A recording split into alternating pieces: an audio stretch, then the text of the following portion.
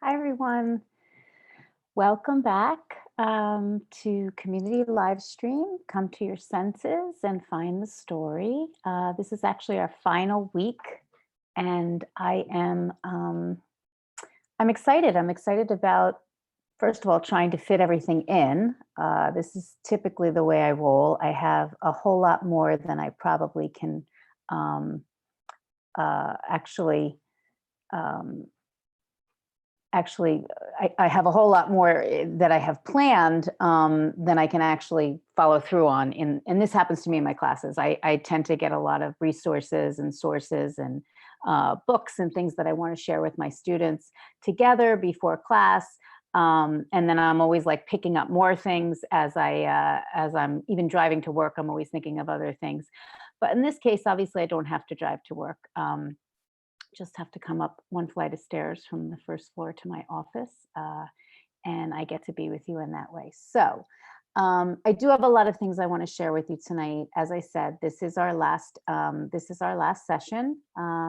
Doesn't mean that hopefully you're going to continue to write and continue to generate, um, generate ideas and generate some work and make some new work as a result of thinking about the way that senses and sensory experiences, um, past, present, and even future, can influence the way that you make meaning on a page.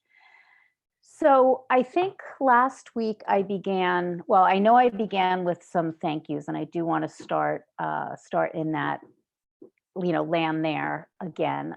So I do just want to thank you all for showing up. If this is the first time that you're here, great. I hope you enjoy the time, and I hope you enjoy some of the offerings that I'll have for you tonight. If you've come and if you've come to all of them or some of them, thanks for showing up. Thanks for your curiosity. I think that that's something I think curiosity is something that I have been trying to cultivate and fortify for myself, especially as somebody who walks into classrooms for a living, and not only classrooms but senior centers, as I said early on. Just going into spaces and talking with people and helping people think about the story that they might be ready to tell. And even if it is only a paragraph long, that's perfectly fine. But I think with each story that I hear and certainly with each semester that I complete, um, I always feel like I end with more questions than when I began. And I think it's about curiosity. So I do appreciate you showing up with your curiosity. Maybe for some of you, the idea of writing is a stretch, or certainly maybe the idea of writing creatively is a stretch. And I do appreciate um, the courage that it takes to kind of step out of the zone that feels comfortable and safe and say, I'm going to try something new. And for those of you who have been writing and do write, maybe people who I've worked with before or people who are used to taking writing workshops, I appreciate you being here as well. So thank you all for showing up and for being curious and for being adventurous in a creative way. I also do just want to toss out another thank you to people who are working out there to keep us safe and healthy. I have been, and I know many of us have been using the phrase, people on the front lines, social service workers, physicians, nurses, social workers, anybody in the medical field, certainly, anybody.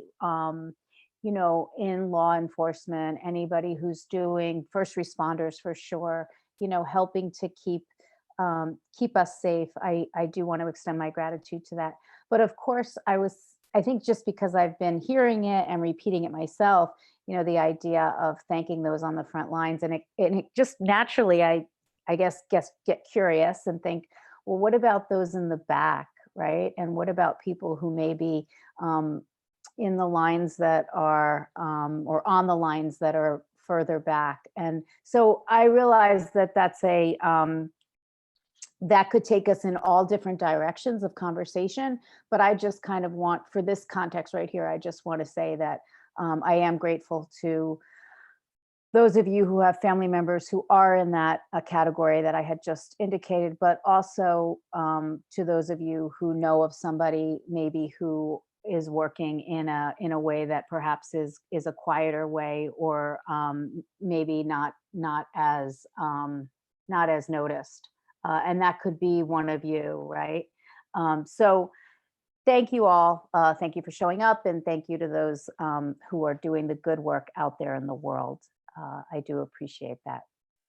So I wanted to share with you a little bit of what I had when we first started, and then also just a little bit of what has happened in the last 5 weeks that we've been that I've been buzzing in or zooming in, and I'll just kind of share it quickly. So I made up these not flyers. They're sort of, I made up this presentation that I never really used because I was going to share the screen, and I thought that I was going to do it that way, and then I decided not to. But so the idea was to say, okay, I'm going to start with a sign that says the name of the class. So obviously the class was Come to Your Senses and Find the Story. And then I went from these really fancy, nice presentation things to what most of my students will recognize if anybody out there has worked with me. This is the kind of stuff that then happens. And it's me taking notes and highlighting things and putting other little notes on the side and things that come up, mostly from as I talk, I think of new things, and then also as I share sources, which, by the way, at the end of this session, I am going to actually offer some of the names of the sources that I have shared, meaning some of the books, some of the poets, some of the links. But I do want to just say, and I'll remind people of this at the end as well, I do want to also say that I can be, you feel free to reach out to me at any point if you want to learn more about either writing classes, or not even necessarily if you want to take a class, but maybe just some sources or resources that you can turn to for prompts. There's a lot of I'm finding there's, I think even more so now, because more of us are on, we're home more than probably ever before.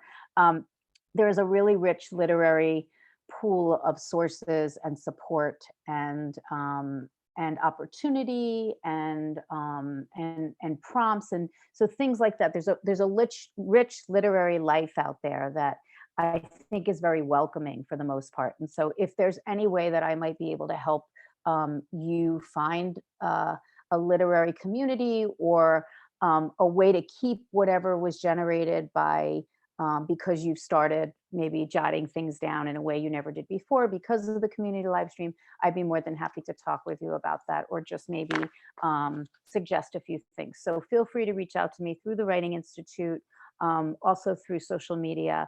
I'm more than happy to help people, to build some bridges into literary opportunities, or just ways of thinking about getting words on the page.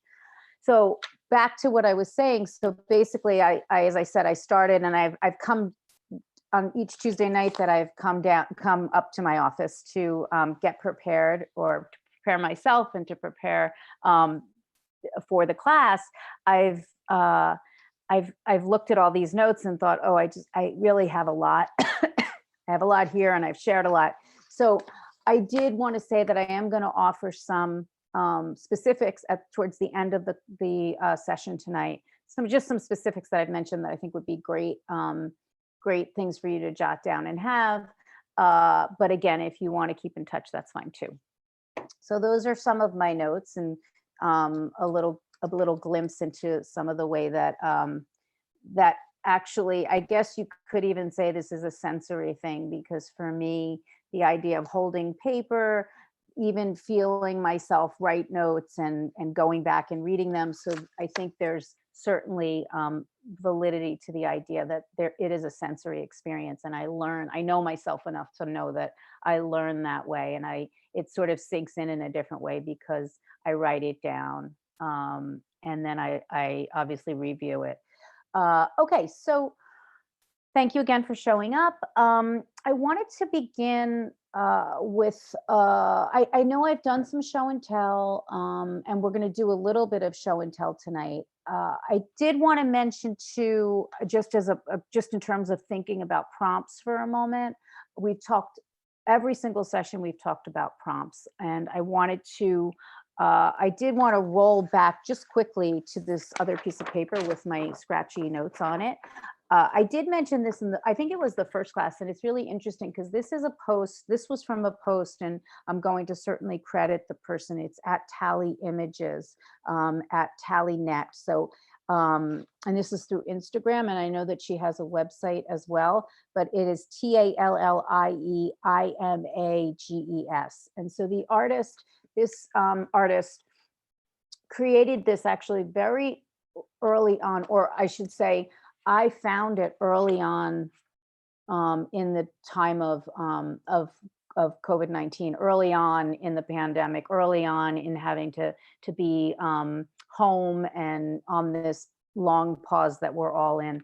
I really don't know if this was done prior to that. It could have been something that was done before. I don't know enough about whether it was done prior, but I will say that I've used it in this community live stream. I've used it in my classes since mid-March. I actually just used it recently when I was co-teaching in a yoga and writing workshop, which was phenomenal. So I just wanted to bring it up again as a way to sort of start us off, and I guess loop around to thinking about prompts.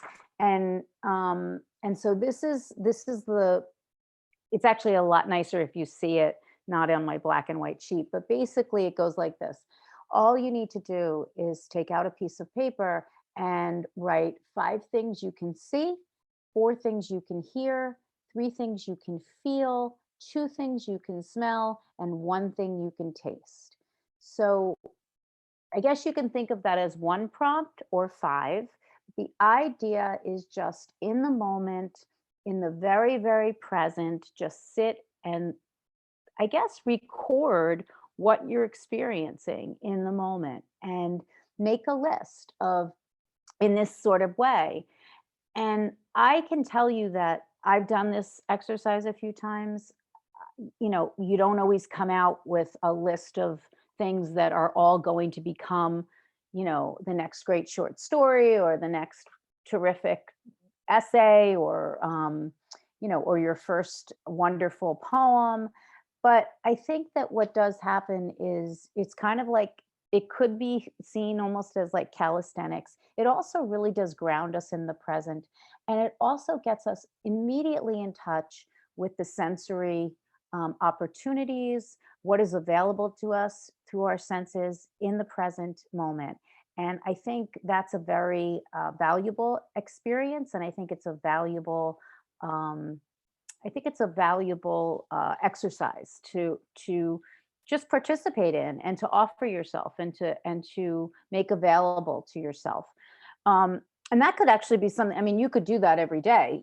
You can do that in the, you know, you could do it every day if you have a writing practice or a journaling practice. That could be how you start your day, and just see what, you know, see what comes up and see if there's anything. And oftentimes what I'll tell students, and I'll mention this to you too, and I can't remember if I have mentioned it, but a lot of times I'll tell students, when you're, after you're writing, and I know I have students, and I do this myself, I sort of make, I try to set goals for myself or make a commitment to myself that, you know, this week I'm gonna, you know, I'm really gonna try to give myself these blocks of writing time. Some weeks I tell myself, try to get down, you know, try to sit at your computer and make work, you know, generate new work, 2 hours a day. Other weeks, I mean, that doesn't happen very often, especially during the teaching, during the semester, or if I'm revising a manuscript or something like that. But typically what I'll say is, if you set a goal or kind of make a commitment for, you know, to yourself, and even if it is 3 times a week for 15 minutes, you know, 15 minutes each time, when you begin, you might want to start with an exercise like this one, because what it will do is just get words on the page. And then what I'll tell my students is to go back to that when you're done, whether it's the 15-minute block of time or the 2-hour block of time, or for those who may be able to find, you know, like a whole weekend of writing that you give to yourself, whatever it is. And there's, you know, it doesn't matter what it is in terms of the time, but what can be really helpful is to go back and circle or highlight or do something that allows you the opportunity to find the parts of the places, the places and the parts in whatever you wrote that have the most energy. So, and you don't have to overthink this. You just go back and look at what you wrote and just kind of determine what is jumping out at you in a way that something else is not. And typically, I mean, it's different for everyone, but typically, there will be things there that speak to you. And what's kind of interesting and cool is that a lot of times the way that those phrases or words or sentences speak to you may lead you in a direction that you never expected. And so that too, I've oftentimes had students who've, started writing from a prompt, and then I'll say if it's a timed prompt, and then I'll say, okay, you have, 2 minutes left. They'll stop, and if time allows, and they share. A lot of times, what they'll say before they share is, I didn't really get to what I wanted to say. I kind of, I was writing because things were coming to me, and really I went in a direction that I didn't expect. And I think that that can be a really valuable thing. So that's a little bit about this 5, 4, 3, 2, 1 exercise. So that was something I talked about in the first session, and I wanted to offer it again as a resource. So I think what I'll do before I go into offering a few of the other books and things, as a way to also give you prompts, I think what I'll do is move into part of the show and tell portion of the session. I've since we began 5 weeks ago, um, I've and this kind of, I guess, to some degree, I mean, I did give it a little bit of thought before I started the session back in whenever it was 5 weeks ago. I gave some thought to the idea of, oh, maybe I wanted to just offer, a concrete object to listeners and viewers to say, okay, this is an object in my life or something that has value or meaning that um, does in some way ignite my senses, my memories, and how that can be used as a prompt. So I started it when we started, and it's it has definitely it's become bigger than I thought. It's really made me think about the objects, in my home or when I'm outside, and things that I mean, I do think ultimately I actually think it's a great exercise. I've come to realize that it's a great exercise for people even to do in the classroom, to be able to say, here's something that matters to me, and here's why, and here's the way that it's in some way linked to a sensory experience. So with that, I'm going to start with a couple of things. Tonight I think I'm going to be able to get to all of them, but one of the things, well, there's actually three of them, not just one. um, I wanted to start with these three pieces of sea glass, actually. So when I I think I had mentioned at one point along the way that, one of my favorite things to do and one of my favorite places to be is to go to the beach and be on the beach. And when I go to the beach, a lot of times, like a lot of people do, this is certainly not some big original, idea. I'll look for shells, or I'll look, along the shore for things that kind of, again, jump out at me. And that you can be very, but we can all be very metaphoric there and think, oh, there's actually um, a lot of deciding that gets done when you're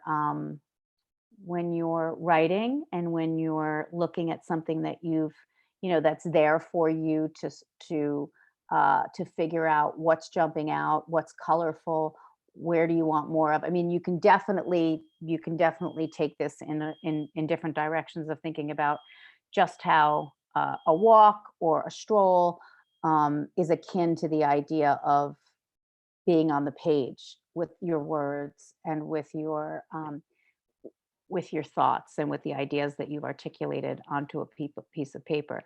Um, Also, gardening. People have written some really cool things about the way that gardening uh, can make one think about writing too. So anyway, these are pieces of sea glass, and I found these in. I have a whole ton of them here, and I just wanted to share them with you because They trigger they trigger the senses for me in a couple of different ways. One is that it's always important to me, as I'm sure with other people, and not just because I don't want to cut my finger. It's always important for me to feel like they have to kind of be ready to be collected, so that there's a smoothness around the edges, before, enough of a smoothness to be able to take home with me. If they're too sharp, I don't want to take them, and that's, as I said, for several reasons. And the other thing, so the idea of just the way that they feel, so the texture, how smooth or how rough it is, it just does. It kind of ignites my thinking, and it makes me wonder, and it makes me feel curious and get curious. The other thing, obviously, with sea glass is the color. And that's always an interesting thing, when we're on the beach, when we're looking for shells or something to collect, as kind of a natural souvenir. I think the idea, particularly with sea glass and color, is, sometimes I feel like I'm drawn to ones that are um, more brilliant, and other times it is in fact the ones that kind of you can't even see. They look most like the sand that are most interesting, and that just depends. I guess in some ways it depends on my mood. It depends um, on where I'm at. So that's my first show and tell, the sea glass. And I know I sort of went off in a couple of different directions there, but I do just want to kind of roll back to that for a second, and clarify, or offer just a little bit of expand a little bit on what I meant when I was saying, like, that there is a certain synchronicity, or there's maybe certain parallels to when we experience the natural world, let's say. So when we're gardening or when we're walking, when you're looking down at, let's say, a collection of things on the shoreline that has been pretty much undisturbed, there are going to be things that you notice. And so, in some ways, I guess what I meant before was that in some ways you can say that when you look at your written work, and when you look at whatever I just described, whatever you feel most comfortable using, whether it's a garden or whether it's a beach or shoreline or whether it's some natural landscape, um, you're going to be drawn to certain, and when you look at something that you've created, obviously where I'm going with this is that there are two works of art that you're going to be viewing and wondering what speaks to you and what does not. And where do you feel the most energy? Is it in the color? Um, when you're looking at something in the natural world, when you look at something and when you read over your work, where do you feel the most energy? Is there color on the page? Um, is there oftentimes I'll say to students that um, sometimes it's just as important what you don't put on the page as what you do put on the page. So, is there a spare quality that speaks to you? Are you pleased when you read something that doesn't tell you everything, and allows for your imagination to be utilized? Um, the other thing having to do with color, and I just thought of this, was sometimes I'll ask my students after, and I think I may have mentioned this at some point, but sometimes I'll ask my students to talk about whether a piece of writing that they just shared or that they just listened to, you know, is a specific color, whether that piece of writing makes them think about a shade um, of red, or just what color is that piece of writing. A lot of times um, I'll actually ask that question, and it takes us into a lot of interesting and fun discussions, and ones that make me think about not only the writing, but also the sensory experience and the way we experience color and the way we see things. So that's my first show and tell. My second show and tell is that I wanted to going to share. Actually, I'm going to share this one. I'm already running out of time. But my second show and tell is this. So I have. I don't know. I think I might have to take my headphones off to, I'm not sure. I have this teacup, coffee cup, whatever, and a spoon. And I wanted to just give you an idea of this, what this sound, the meaning that this sound has for me, and kind of the way that it is a sound that, well, I guess the first thing I wanted to do was ask you if this sound has any meaning for you, or what, even before that, even before the meaning part, what do you hear? What is, does it make you think of anything besides what you know is happening in front of you, which is me stirring actually an empty mug of an empty cup, and the spoon clinking the sides of the inside of the porcelain. So the reason I bring that up is, I'm gonna actually put my headphones in again.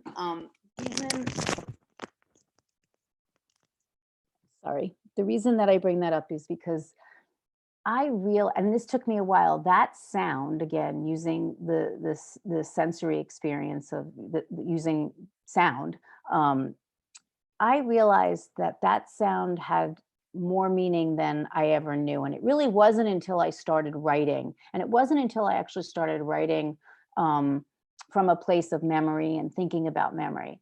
So I've written about being in diners and hearing that sound. I've written about, I've said and believed that coffee, the smell, the taste, and even the sounds, which I would say that this is sort of the sounds to some extent, that is, this sound is associated with a cup of coffee for me, that, coffee in many ways breeds story. And so that sound I'm learning that sound, even from a young age, has, it's sort of a trigger. It brings up memories. It makes me think about what morning rituals were like in my household.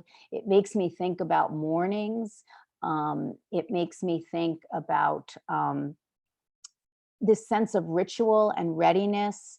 And so I just wanted to bring it up because, of course, I wanted to have another show and tell thing, but I also wanted to help you think about that as well, and think about the idea of what sounds in your life, even in growing up, even in the past, are associated with a ritual, let's say.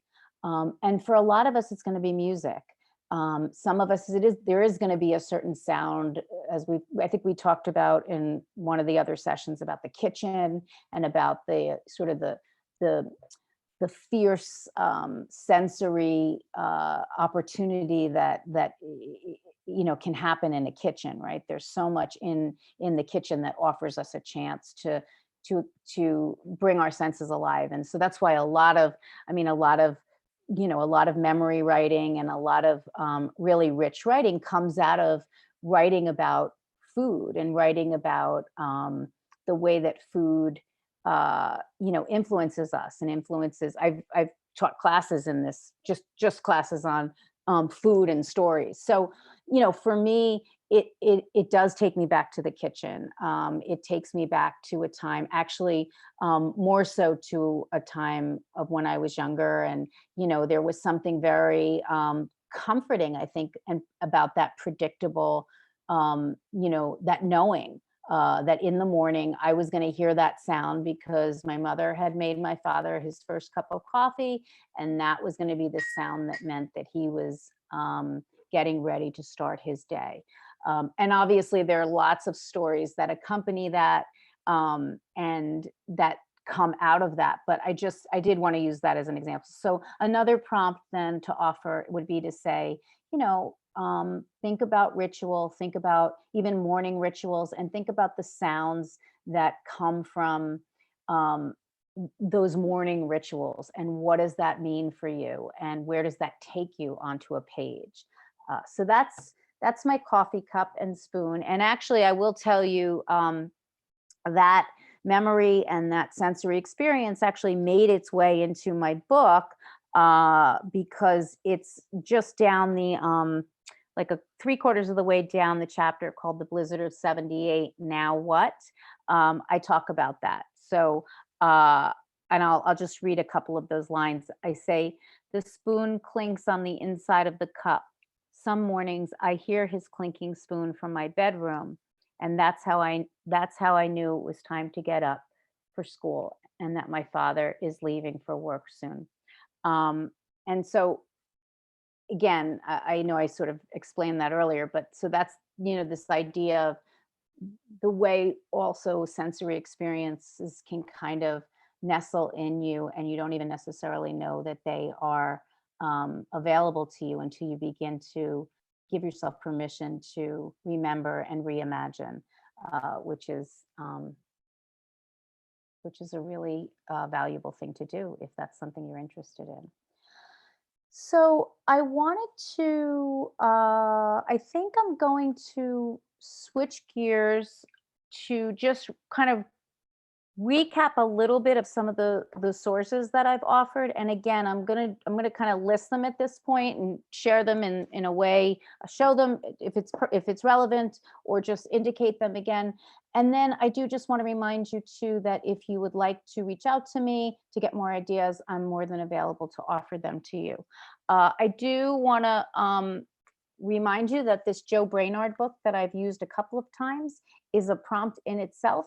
So the idea of just starting a list of memories with the phrase "I remember," and for our purposes, for the sensory experience purpose of it, and using the senses, coming to your senses in the context of what we're doing, you could kind of promise yourself that every "I remember" that you write will be one that represents a sensory experience. So that could be a way to, so for example, what I just did with the cup, I remember, I remember mornings in my childhood home and the sound of, right? And you could start that way. Or I remember, something having to do with smell or taste or touch or sight. So just the Joe Brainard book, I know I've mentioned it several times, but I just find it to be a great book that offers a chance to just, it really gives us permission to just write in a very repetitive, in a repetitive way, using the same phrase over and over,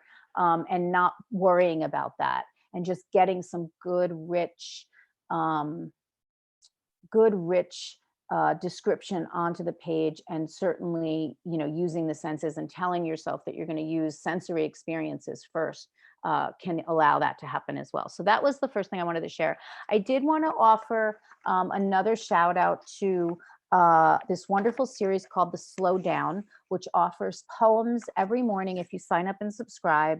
The poems are beautiful. It's a founded and hosted, I think that's the proper way to articulate it, by Tracy K. Smith, who herself is a really extraordinary poet. So I've used some of those. I know last week I talked about, or maybe 2 weeks ago, I talked about letter writing, because there was a prompt in one of those slow down features on letter writing. So the Tracy K. Smith, The Slow Down, is a wonderful resource for just some literary energy, beautiful poems. And again, my offering as far as this goes is to say that I think that poetry, a lot of times people, I think sometimes people come into, especially people who haven't written in a while, or or sort of entering this in ways that they may consider themselves to be a beginner.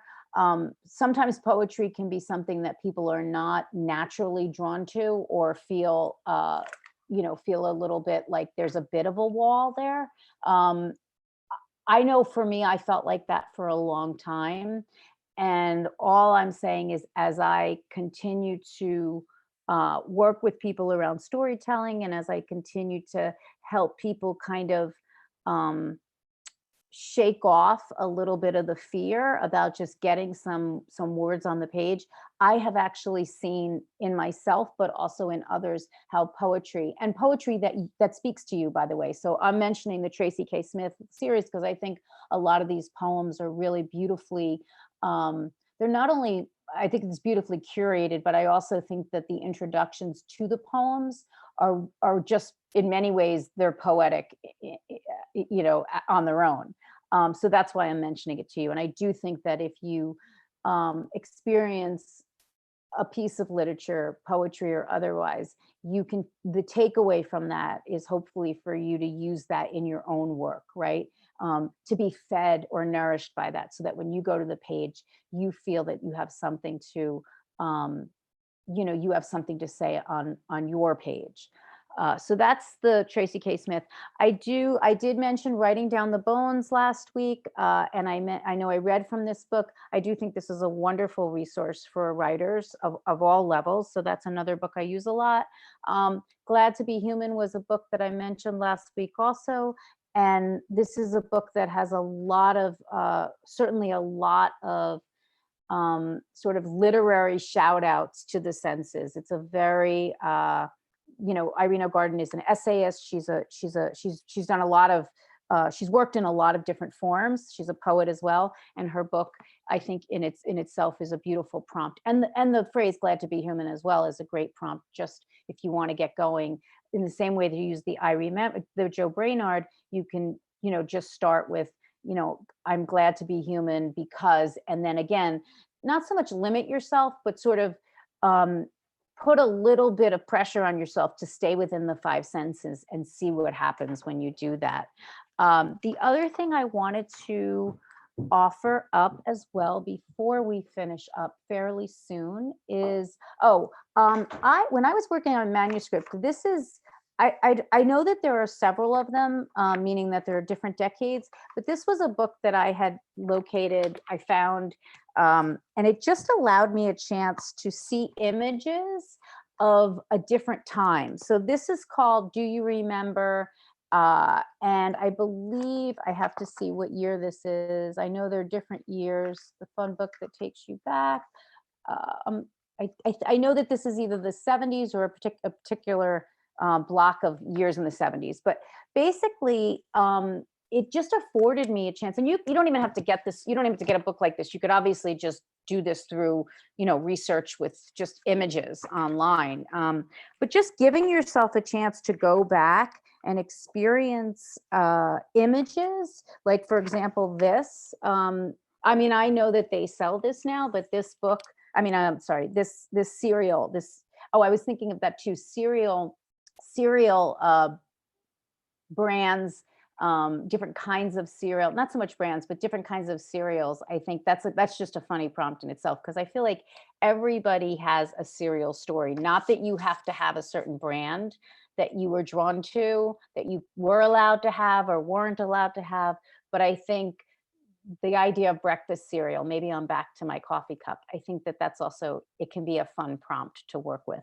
But so just exposing yourself to images that represent a time that we are not in right now. And that could be a way to visually ignite some, you know, memories. And then but then don't just stop there. Then take that ignition and take that visual excitement and go to a page and see what happens, and just write a scene. Just take us back to, you know, a time when you did experience paper dolls, or a time when Quisp was on your breakfast table, or whatever it is for you. So that's also just, it's not necessarily just a book like this, but the idea of exposing yourself to images visually. So coming to your senses through, you know, images that are going to ignite a thought, an idea, a scene of yours, even dialogue, even a conversation that you can remember having, or you remember listening to. I also did mention, I know last week I also did mention, I read something about walking, and I used a quote from Patty Dan. So I very much recommend her work. She's a beautiful writer who also uses a lot of beautiful description, and she's got a great book about prompts too. I know I had mentioned that last week, called The Butterfly Hours. So I think we are pretty much coming to a close. I did want to let you know that my first, since I think we started 5 weeks ago, I was still teaching My classes, I believe I was still teaching both at both schools that we were finishing up the semester in both of the schools that I teach in. But once I finish up my semester, I like to start my summer reading. And so in the time that I've been doing community live stream, I did start my summer reading. And the first book I read, the book I chose to start my summer reading this season, is this book.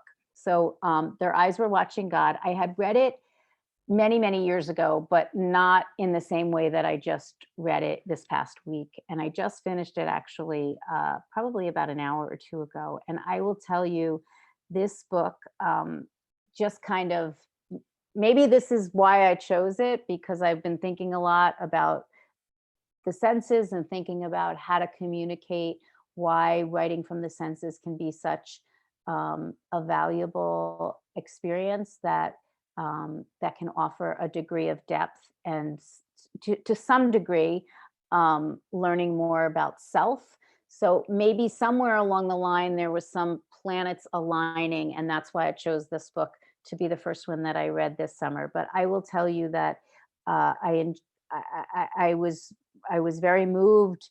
I definitely did not read this book the same way I read it. However many years ago I read it, I don't know if it was. I think it was high school.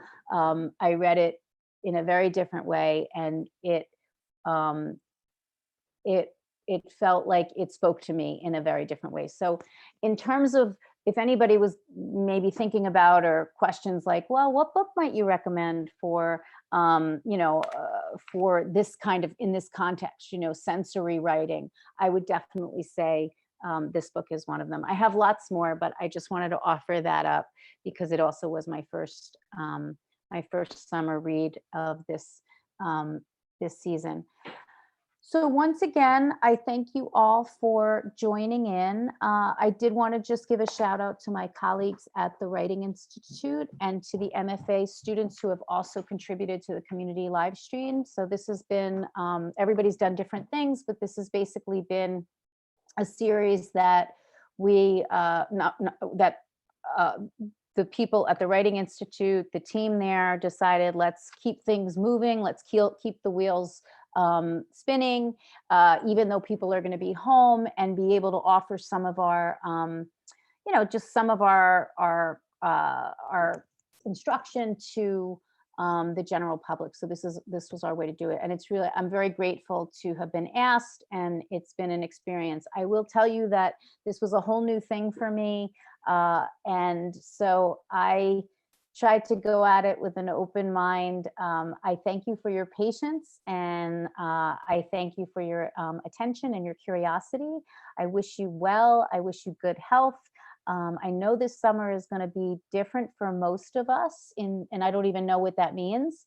But I do think that hopefully we'll find ways, if we haven't already, and discovered new things about ourselves and about the people around us, the people who we love and the people who we care about, and how we can kind of nurture one another in the process. And so I do hope you keep writing. I hope you have some takeaways from this community live stream.